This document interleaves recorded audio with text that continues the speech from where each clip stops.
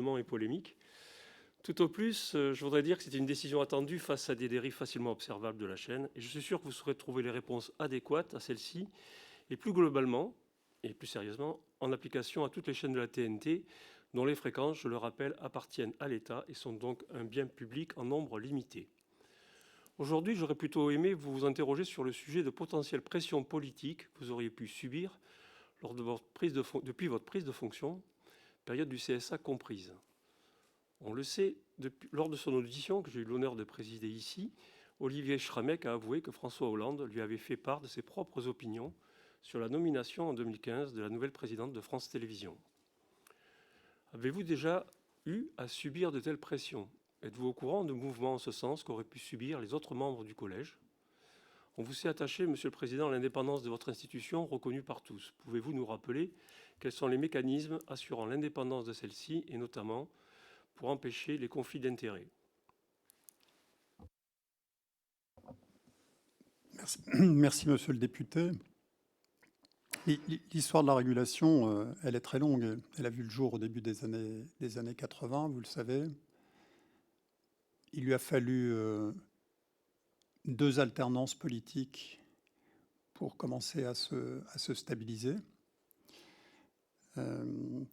Et une multiplicité de textes qui sont intervenus au fil des ans pour que cette autorité soit pleinement indépendante, ce qu'elle est aujourd'hui. Alors il y a d'un côté les textes et puis il y a de l'autre ensuite la façon dont on incarne les textes. Les textes, je crois, qui se sont démultipliés ces dernières années, apportent beaucoup de garanties à l'indépendance de cette institution. Le fait que les nominations soient opérées par 5 autorités différentes, notamment le Conseil d'État et la Cour de cassation dans le cadre de l'ARCOM, qui sont désignés par le premier président et le vice-président de ces institutions respectives.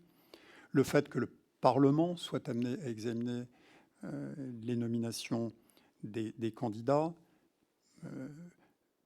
Commission des affaires culturelles pour l'Assemblée nationale, s'agissant des nominations proposées par le président ou la présidente de l'Assemblée, Commission des affaires culturelles du Sénat, les deux commissions s'agissant du président. Les nombreux textes qui sont intervenus, je pense à la loi Mézard, enfin en tout cas les deux textes, loi organique et loi de 2017 relatives aux autorités indépendantes et au statut des autorités indépendantes. Je pense au texte relatif à la haute autorité de la transparence de la vie publique, avec l'obligation de déclaration d'intérêt et de patrimoine. Je pense au régime d'incompatibilité très strict qui s'applique aux membres pendant l'exercice de leur mandat. Je rappelle que pendant leur mandat, ils ne peuvent faire que ça et rien d'autre, et qu'à la sortie, les règles sont extrêmement contraignantes. Pendant la première année de sortie, on ne peut exercer aucune fonction dans le champ, disons, du ministère de la Culture, cinéma, audiovisuel, édition, presse et autres. Et dans les 2 années suivantes, on est soumis aux obligations du Code pénal qui nous interdit d'entrer dans une organisation, dans une entreprise, ou de percevoir des rémunérations dans une entreprise placée sous le contrôle ou la surveillance de l'autorité. Le fait que le collège se renouvelle par tiers tous les 2 ans. Le collège que je préside aujourd'hui n'a rien à voir avec celui que j'ai présidé en 2019. Il s'est entièrement renouvelé et ce n'est pas moi qui ai choisi ces personnalités.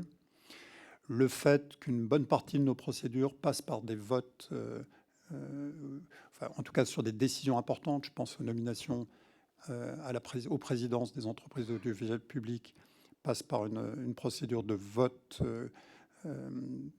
confidentielle, bien évidemment.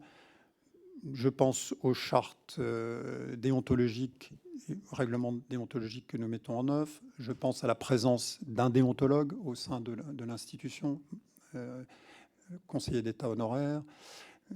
Beaucoup de garanties ont été imposées à cette autorité au fil des ans, qui sont un élément très important, bien évidemment, statutairement, pour garantir son indépendance.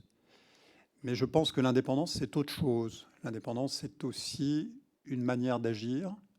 C'est les valeurs qu'on porte en soi, Il y a des magistrats dans cette institution. J'ai parlé d'un membre du Conseil d'État, d'un membre de la Cour d'un membre de la Cour de cassation. Je suis moi-même magistrat de la Cour des comptes. Mais la règle vaut également pour les autres membres. L'indépendance, elle ne se décrète pas, elle se prouve jour après jour par les décisions que nous prenons.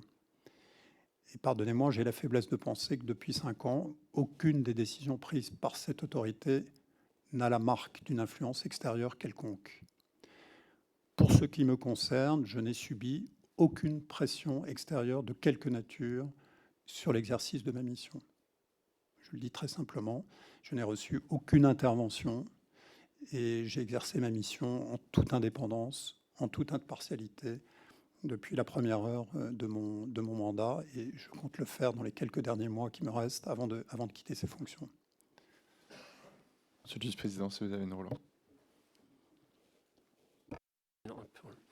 Merci beaucoup pour cette réponse. Brièvement, nous avons évoqué le rééquilibrage des grands acteurs du numérique qui captent prochainement 65% de la ressource. Donc, est-ce que, à votre sens, vous l'avez évoqué un petit peu suite à la question de mon collègue, la réforme du système des droits voisins peut-elle permettre ce rééquilibrage et comment vous voyez les choses?